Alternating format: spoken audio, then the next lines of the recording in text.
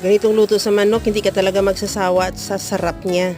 Magpainit muna ako ng mantika, igisa ko na yung bawang at luya, sibuyas, kamatis, ihalo hanggang sa maluto at ilagay ko na rin yung manok. Ihalo lang din hanggang sa mag-iba na ang kulay at maglabas ng sariling mantika. Timplahan ko na ng asin at paminta. Maglagay na rin ako ng tubig, nakadepende yung dami ng tubig sa dami ng manok. At takpan hanggang sa maluto lang din yung manok. Timplahan ko na rin ng patis at liquid seasoning. Ilagay ko na rin yung broccoli. Ihalo lang hanggang sa maluto yung broccoli. At wag lang i-overcook para medyo crunchy pa yung ating broccoli, mas masarap.